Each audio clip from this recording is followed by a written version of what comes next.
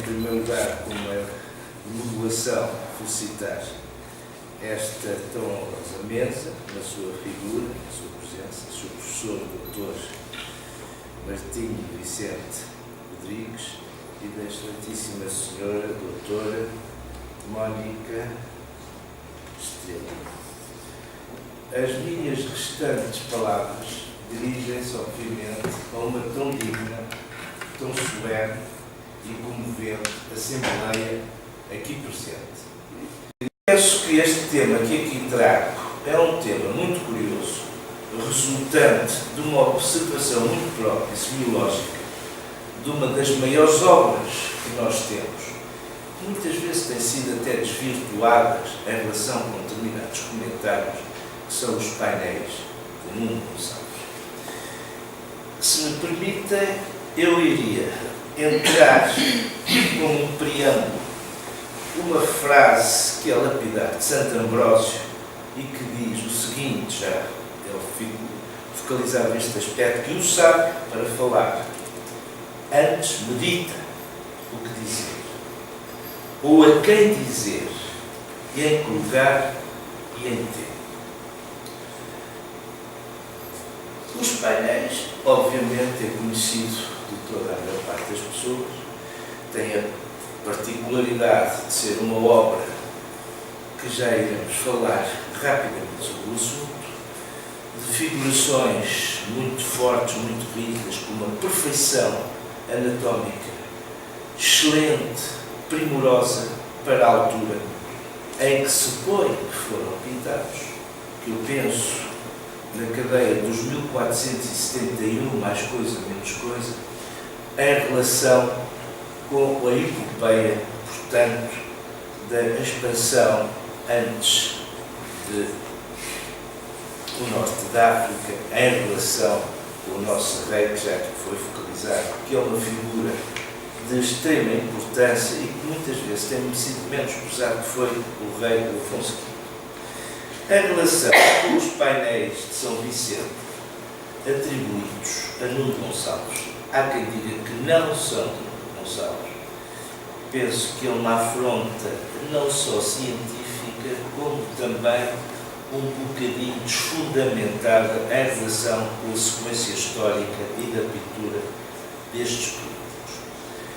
Pintor português do século XV, representa uma das criações máximas da pintura europeia desse período, porque é curioso que os painéis evocam grandes dimensões de pintura que na altura eram conceitualizados para pinturas, figurações mais pequenas. Quer dizer, isto entra num embate muito grande de uma inovação e centenas de artigos e livros foram escritos, acontecendo que interpretações altamente fundamentadas foram rapidamente contraditas, rivalizando de possíveis arbitrariedades.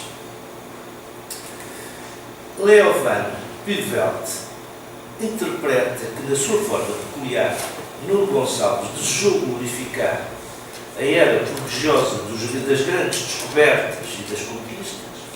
Ele soube criar uma imagem perfeita do sonho místico e da energia da expansão que nestes tempos heróicos foram definitivamente a alma do povo português.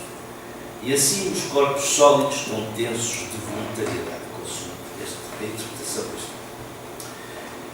Não deixando de focalizar Jaime Cortesão, afirma que consideramos este político, no desdobramento das suas 6 tábuas, o mais eloquente e decisivo documento sobre a estrutura da sociedade portuguesa e o trato tão palpitante da vida e quase esculpido das 60 personalidades ali representadas, a divisão, a tábua por tábua, em estamentos e classes, a família real, painel do infante, o exército, o clero, os retratos, painel do arcebispo, a nobreza militante, painel dos cavaleiros, as ordens, painel dos frades, os marítimos, painel dos pescadores, etc., proclamam que estamos em face de uma ampla figuração nacional. Reinaldo Santos, suscitamente, põe os painéis sobre os verdadeiros Lusíadas do século XV, que antes de serem cantados por Camões, foram pintados por Gonçalves. Os painéis foram encontrados em 1882 por pedreiros que reparavam as tendências e o restauro do panteão do Mosteiro de São Vicente, antigo Palácio do Patriarcado de Lisboa. Antes de 1772, este mosteiro era o de São Vicente Fora, fundado em 1147 por Afonso Henriques para comemorar a vitória dos boas mouros. Ali estabeleceu o soberano os cônegos regrantes de Santo Agostinho. A escolha da ordem monástica, esta conjugação entre São Vicente e Santo Agostinho, tinha motivação profunda dado o culto profundo de São Vicente. Não queria alongar, mas também é importante relembrar que é atribuído ao mestre Cardona, em 1410, no Museu Episcopal de Justiça, em Barcelona, se encontra exatamente a questão de São Vicente. A partir de 1147, São Vicente foi considerado patrono das vitórias sobre os mouros, Castelo Aragão, equivalente a São Tiago em Portugal. Foi patrono de Lisboa, do exército, das navegações da família real. E em 1173 o seu corpo vindo milagrosamente pelo mar de Valência e naufragado na costa, portanto Algarvia, tal Cabo de São Vicente, transportado para Lisboa, depositado na Catedral. Apenas o mosteiro conseguiu assegurar uma parte do crânio. Os painéis de São Vicente, atribuídos a Nuno Gonçalves, o seu verdadeiro tema é a glorificação da cruzada contra os mouros sobre a égide de São Vicente, por ocasião da conquista de Arzila e Tanja, que bate precisamente na data de 1471. Antes sabemos que 1458 foi de Alcácer Seguer, e de forma que, talvez isto, uma relação muito importante em relação com os painéis ou os tapetes de Pastrana, que podemos observar exatamente o mesmo tipo de figurações, nós encontramos numa temática compatível com a tomada de Arzila em 1471 e depois a Tanja foi absolutamente entregue, não houve problemas nenhuns. E é curioso também se refletirmos porque é que Afonso V quis ir tomar Arzila em 1471, em que o Porto era extraordinariamente adverso, como sabemos que perderam muita gente, havia rochedos antes, um certo problema que foi uma verdadeira operação anfíbia, e quando podia ter tomado antes noutras alturas e noutras terras, portanto, da parte do que fez. É claro que ele quis, e aí estabeleceu toda a sua questão de verdadeiro cavaleiro em relação com uma determinada ética militar, e inclusivamente até o seu filho, Dom João II, foi armado cavaleiro. É preciso não esquecer. E se Dom João II, eu penso que se foi o rei que foi, portanto, o tal príncipe perfeito, em grande parte deve à educação que ele teve do seu pai, de Dom Afonso V. Era um homem absolutamente de um rigor que sofreu muito em criança, quer dizer, aquela questão da educação, o afastamento da mãe para a Espanha, para Castelo, em relação àquela educação do seu tio, depois do seu matrimónio, quer dizer, foi um homem que na sua juventude foi traumatizado numa educação que talvez se impusesse depois naquela questão de honra, que foi um homem de honra, em relação com o que ele fez com a sua sobrinha, com a Dalternagem e com toda aquela sua sequência, e em relação à sua geração. Eu tenho uma admiração muito grande em relação com isso. Em relação com o tempo de pintura, a que altura foi pintado estes painéis, 1471, 1480, Charles Sterling. Quem era Charles Sterling? Para mim, é das descrições mais perfeitas dos painéis de Nuno Gonçalves, a descrição feita por este mestre. Foi um judeu que teve que se afastar para Paris, foi um homem que não foi licenciado de História de princípio, foi um grande conservador do Louvre, um homem que depois foi para os Estados Unidos da América, trabalhou no Metropolitan Museum, um crítico de arte excelente, muito amigo do nosso Zé de Figueiredo, aqui do Museu Nacional de Arte Antiga, em correlações de intimidade muito fortes com o Reinaldo Santos e outras figuras de mérito, que é preciso também enaltecer nesse aspecto, e que tem uma história e uma análise dos painéis que, para mim, são talvez das mais perfeitas e das mais crentes da representação das tábuas. Depois, Reinaldo Santos aponta para 1460 a 1470, José de Figueiredo, 59 a 64, a Crónica dos Descobrimentos da Guiné aponta para 1452 a 1453, e na rúbrica da bota de alguns investigadores apontam para a possibilidade de 1445. O que é que nós encontramos que de facto são de uma virtuosidade extrema? O rigor e a mestria na pintura. O livro dos Evangelhos, atributo essencial dos diáconos, Cristo dirige-se aos apóstolos, alude a sua próxima ascensão e fortifica-se a fé. Este livro, que está numa das tábuas mais importantes, aberto pelo São Vicente, e de facto esta minuciosidade de escrita é de uma perfeição que é possível a sua interpretação. E que diz, está escrito, portanto, o Pai é maior do que eu, isto é a tradução, peço desculpa, digo-vos isto agora, antes que aconteça, para que quando acontecer acrediteis, já não tenho muito tempo para falar convosco, pois o príncipe deste mundo vai chegar a ele, não tem poder sobre ele. Depois vamos analisar o tema a que eu me debrucei em mais pormenor, que como médico, obviamente, é a relíquia que ali está representada em relação com o padre Diogo Gil. Diogo Gil foi capelão da capela do Mosteiro de São Vicente de Fora, envolto numa ampla capa vermelha, apresenta um osso da cabeça numa funda de tecido, é uma das relíquias de São Vicente.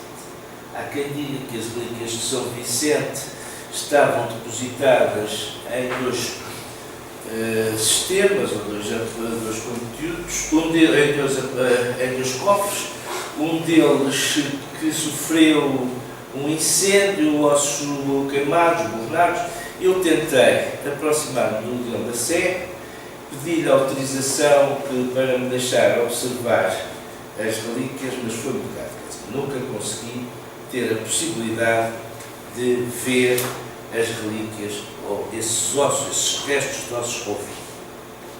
E está também aqui representado um homem muito importante na corte, portanto, de Afonso V, que vem da casa dos Braganças, um dos conselheiros económicos dos Braganças, e depois passou imediatamente para a corte, que era Isaac Abravanel, conforme se pode dizer.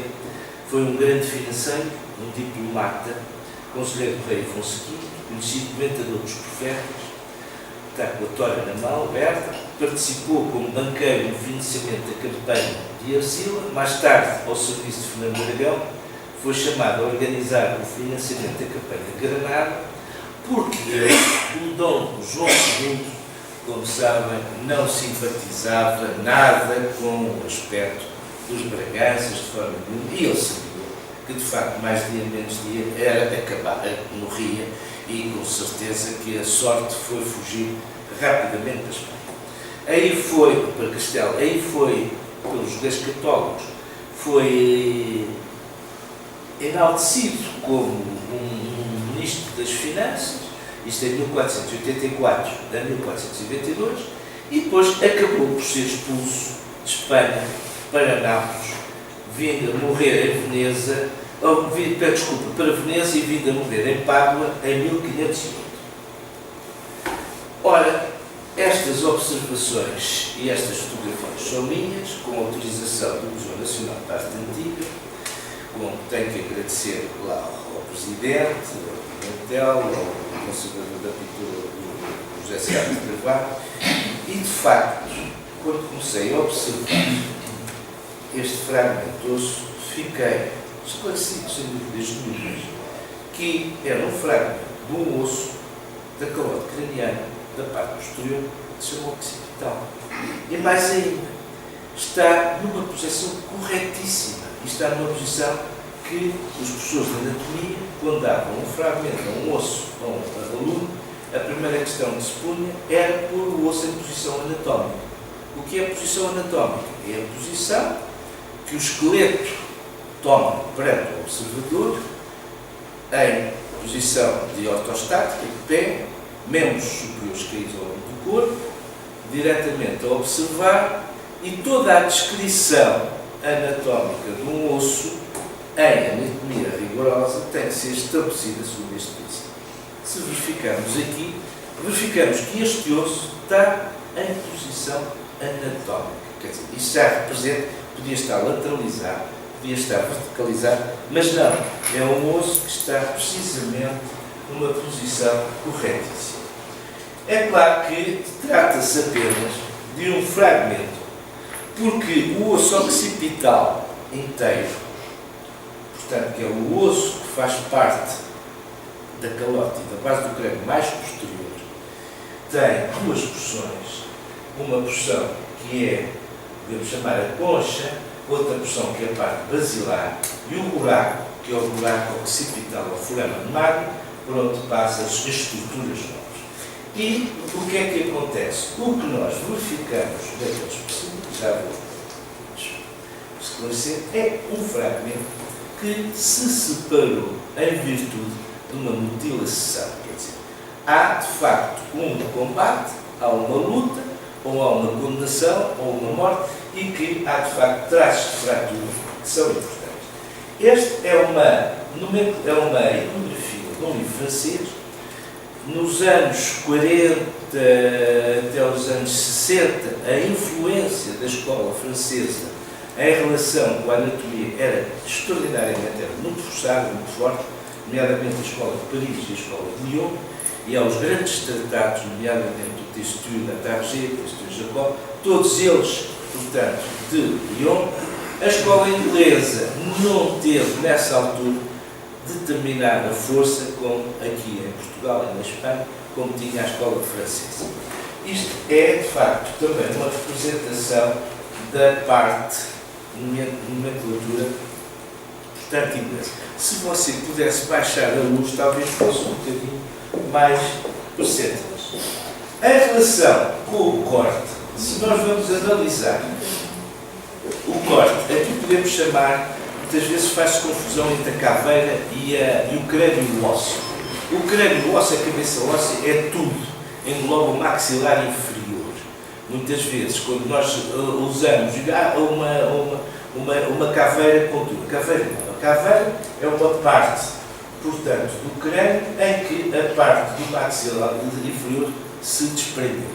Portanto, nós temos aqui um corte sagital anteroposterior e vemos o interior, portanto, da caveira, e podemos ver aqui a sequência dos ossos da calote e os ossos da base. Portanto, o frontal, os temporais, o occipital aqui na sua grandeza, o temporal, o esfenoide e o etmoide. Isto aqui já são os ossos do maxilar superior. Temos o vómer e o osso aqui, o maxilar superior e o etmoide.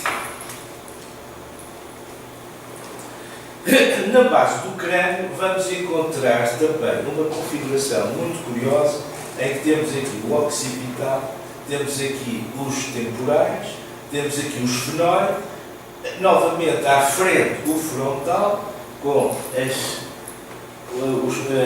cavidades para as órbitas, e também o etmoide, com a selva apófise cristagali, que é a apófise que vai inserir a fossa do cérebro e que dá acesso, portanto, à parte primitiva, ou protoencéfalo, da parte do olfato, quer dizer, o primeiro nervo olfativo, que nós vamos encontrar em todos os primórdios do desenvolvimento do cérebro.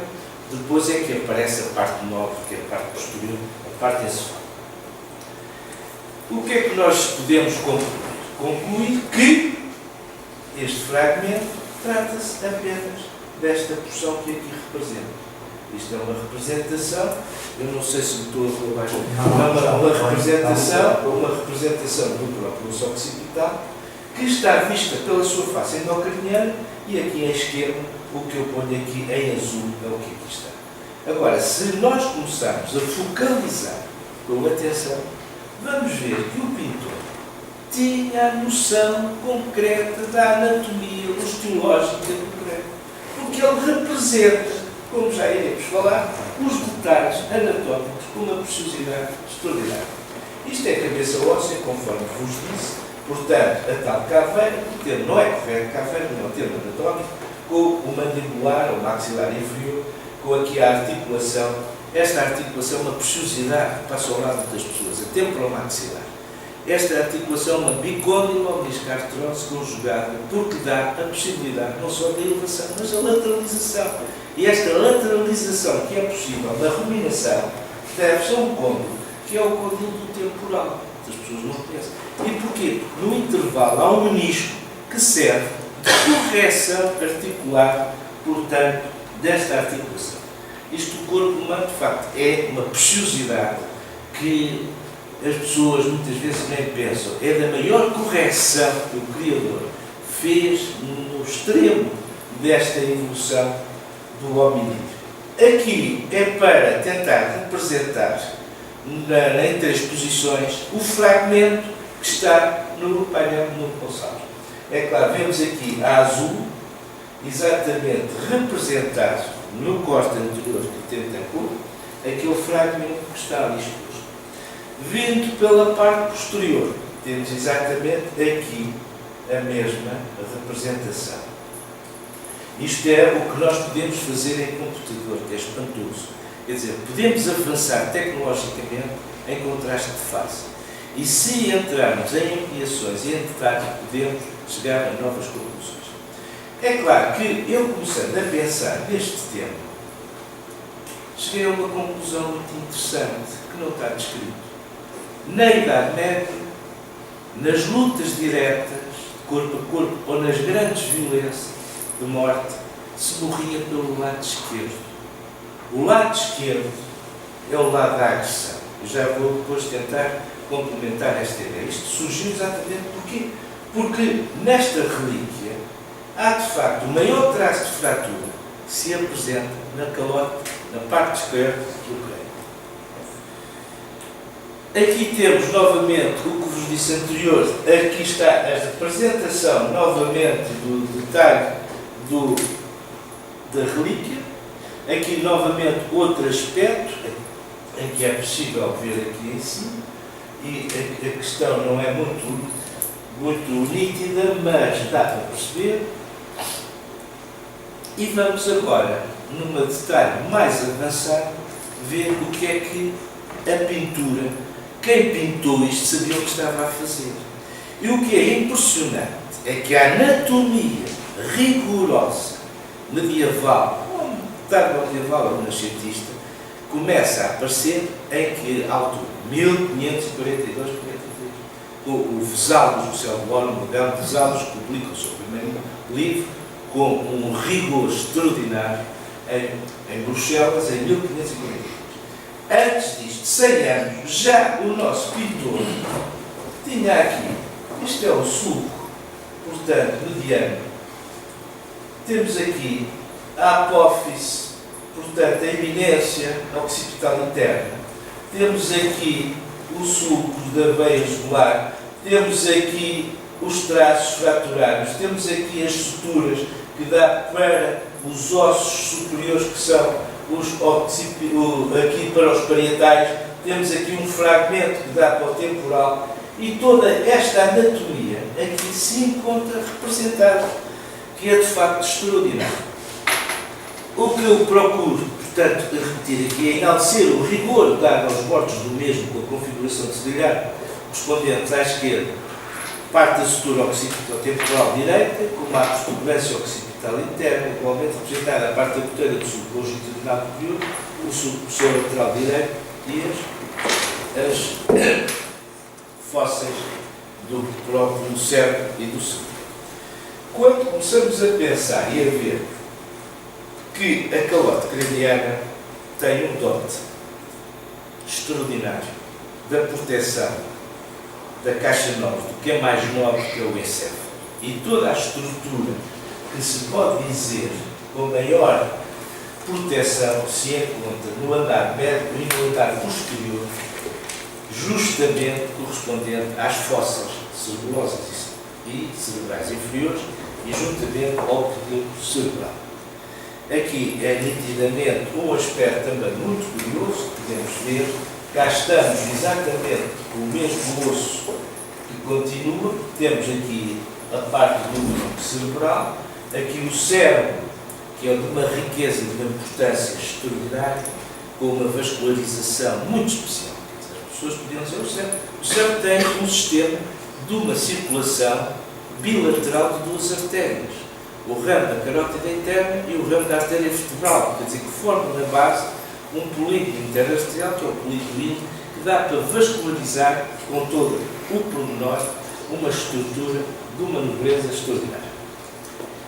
É claro que vamos cair numa data anterior, quando foi pintado estudos anatómicos. Quem é que tinha esse privilégio? Leonardo da Vinci. E Leonardo da Vinci pintou e tinha conhecimentos muito rigorosos da anatomia do crânio e da coluna, nomeadamente os maiores dados se encontram na casa do Windsor, e que de facto havia umas certos erros, nomeadamente aqui nas primeiras vértebras cervicais, que não estão muito bem cobertas, mas toda a anatomia que ele representa é de uma perfeição extraordinária. Aqui a parte da célula turca é perfeitíssima também, no entanto ele tinha um erro que dizia que todas as sensações convergiam aqui, quer dizer, parecem que convergem aquilo que é uma ótica, mas depois há as fitas posteriores que vão para os lobos cerebrais e que este investigador não teve essa possibilidade. Tudo isto é conhecido. Leonardo da Vinci é a relação com a cabeça e o estudo das proporções, de tal maneira o homem do Vitruvio é a relação com os equilíbrios e as dimensões, e o Marco, conforme vos disse, o tal Leonardo, o tal Vesalius, André Vesalius, que podemos dizer que foi o grande mestre de toda a anatomia, que renovou todas as atitudes anatómicas e cirúrgicas. Eu queria dizer, portanto, agora, em relação com os traços, nós podemos observar que estes traços de fratura, aqui representados ou pintados, isto é nitidamente a pintura, não há qualquer questão de outros artifícios, são traços de um esqueleto jovem. Quer dizer, não vemos que haja determinadas porosidades. A tábua interna é perfeita, a tábua externa também é perfeita, o diploma é correto e não entramos numa questão, de uma questão, digamos, de dizer que fosse compatível com o esqueleto velho. Ora, duas uma. Ora, aquele espécimen que foi pintado correspondia à realidade, ou se não foi pintado, se não correspondia à realidade, foi talvez tirado de alguma possível correlação, não direi imaginativa, mas sequencial, de uma determinada experimentação de qualquer fonte de informação.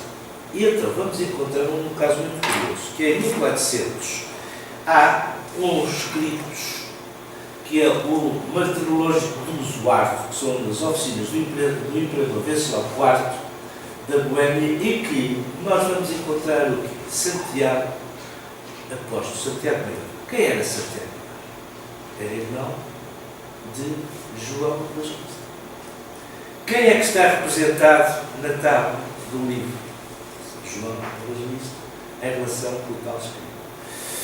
Será que a correlação destes dois irmãos em relação da causa da morte, como foi morto Santiago Apóstolo, em relação a uma violação de uma agressão violentíssima de uma arma, portanto, branca, Herodes está a incitar, poderá-se induzir portanto, o retratista ou o pintor para uma sequência ou uma composição semelhante é uma questão que eu deixei aberta.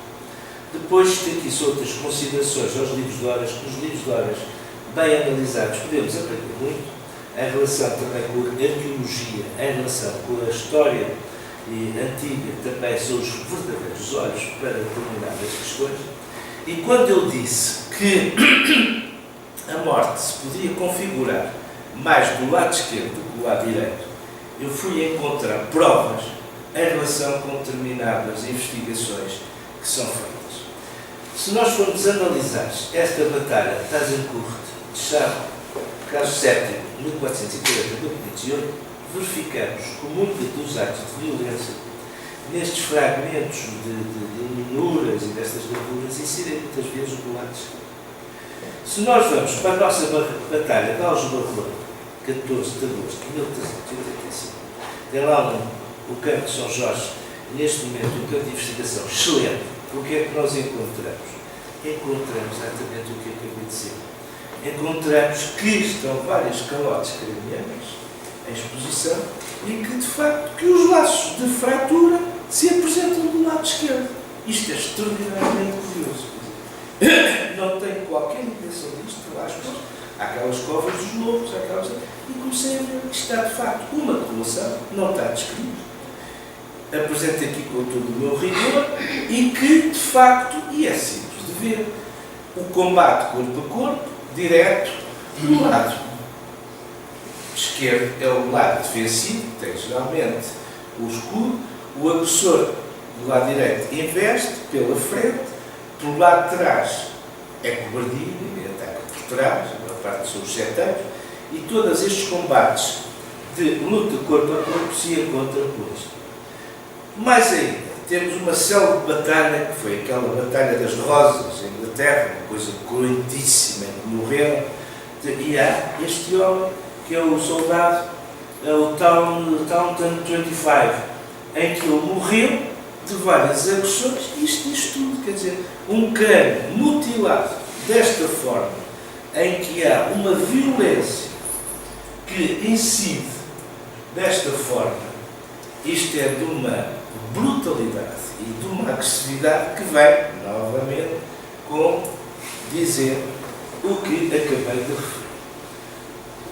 Portanto, o esquema do laço occipital, representando as zonas apresentadas na tábua como sendo a relíquia azul, a perdida, a castanho, a separação foi consequência de um possível violento golpe ou golpes traumáticos, condicionando os casos fraturados contidos os golpes cortinos. A questão que eu aponto, que é muito curiosa, isto saiu agora, este artigo, neste mês, e as grandes investigações que estão a fazer sobre a neurofisiologia do encéfalo e da parte do tronco cerebral. Quer dizer, chega-se à conclusão que ainda há muita coisa para descobrir. As eletroencefalografias estão na ordem do dia, em relação com as desmescências valerianas antigas, e vê-se que o axónio, em correlação de comprimento, dá para cobrir a Terra, o diâmetro da Terra, em 3 vezes, que é uma brutalidade e que eles encontram aí em 100 mil milhas. Portanto, uma coisa boa. Outra questão muito importante é a nova teoria das sinapses, das serotoninas, interrelações entre os componentes dos diversos circuitos de interrelações das diversas componentes do encéfalo. E é lógico que nesta caixa craniana, que a investigação está cada vez mais a ser apurada, ainda há muita coisa que nós não sabemos e que ainda vai muito tempo para nos ser informado.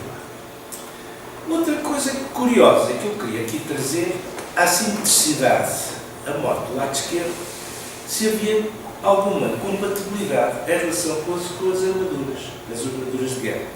E é claro que, evidentemente, que há. As armaduras dos guerreiros mais modestos, mais simples, eram uniformizadas do lado direito e do lado esquerdo. Se nós formos para as grandes armaduras dos grandes senhores, por exemplo, o Imperador Carlos V, o irmão do Imperador Carlos V, tinham outros cuidados, e essas armaduras eram, de facto, assimétricas. E onde é que era o seu foco de maior proteção? Sempre do lado esquerdo. já nos diz qualquer coisa. E esse lado esquerdo era protegido só pelos escudos do plastrão externo-costal, ou inclusivamente da parte das mãos, e inclusivamente uma coisa muito curiosa que eu nunca tinha visto, é a proteção peniana. Quer dizer, nas armaduras dos mais singelos, era uma cota de malha, havia uma proteção no selim à frente e atrás. Sim, senhora, que a parte da descendência da nobreza é imprescindível, obviamente. Agora, um rei ou um imperador ter um preservativo metálico enfiado à ereção ou parte de ereção é uma coisa extraordinariamente impressionante. E eu vi isto agora no Metropolitan Museum, estava lá exatamente esta configuração, e que foi das poucas armaduras onde isto, e também já consegui ter um livro, aliás até é meu, sobre uma história de Espanha em relação a uma publicação antiga de 1470, em que vem lá exatamente a mesma configuração. Isto são imagens que eu queria mostrar das assimetrias das armaduras, e recordando um grande mestre da anatomia humana da Faculdade de Medicina de Lisboa, foi Henrique Jardim Vilhena, um homem que pôs o tumor, e muito bem, pôs na ordem toda aquela evolução da anatomia, memória também ao senhor meu pai, que foi aluno da Faculdade de Medicina e passou na anatomia com uma boa nota, e talvez eu fui puxado para a anatomia por ele, para a faculdade, me escreveu, pôs o texto lá à frente, e é boa, e de forma que, como conclusões, não quero demorar e quero apenas dar de nota que esta representação óssea, para mim, de facto, é uma das verdadeiras formações de uma anatomia de forma muito rigorosa que este pintor tenta equacionar em relação com um osso corretamente exposto, corretamente apresentado, e que de facto passa para passar despercebido à maior parte dos observadores. Também para homenagear, isto não se trata de homenagem, trata-se de uma recordação sentida e muito calorosa de um grande mestre, que foi Reinaldo dos Santos, em que em 1950 ele escreve: a coerência essencial na crítica não é a obstinação nos erros, é a disciplina dos métodos que os corrigem. E são estes, quando usados com imaginação e independência do espírito, que renovam a evolução do pensamento crítico, e só quem não medita, não modifica. Aqui estão a fotografia do velho Reinaldo dos Santos, que eu não conheci, aqui a meio. O professor filho João Cito Santos, um professor de cirurgia, um homem também com grandes ideias de inovação na cirurgia muscular, um discípulo muito honrado de Leiris. Aqui o seu filho, que não seguiu os campos da medicina e seguiu, portanto, da parte das artes plásticas, que teve a viver em Tavira, era um homem excepcional de composição e de gravação, e já faleceu. As suas cinzas foram lançadas ao Gilado. E aqui também uma figura que era um sou que se doutorou também pelas mãos de um grande mestre, que tinha mais amor, talvez, isto é um bocado frustrado, quer dizer, o Reinaldo dos Santos, ficava mais ligado só do que o seu próprio pai. Tenho muitas obras do Reinaldo, obviamente que as conservo com toda a questão de amor. Isto era a caixa dele, que ficou o meu cunhado com ela, e meus queridos amigos, com isto estou por terminado a minha comunicação aqui a esta nova casa. E a todos, muito obrigado pela paciência que têm em ter assistido a esta conferência. Muito obrigado.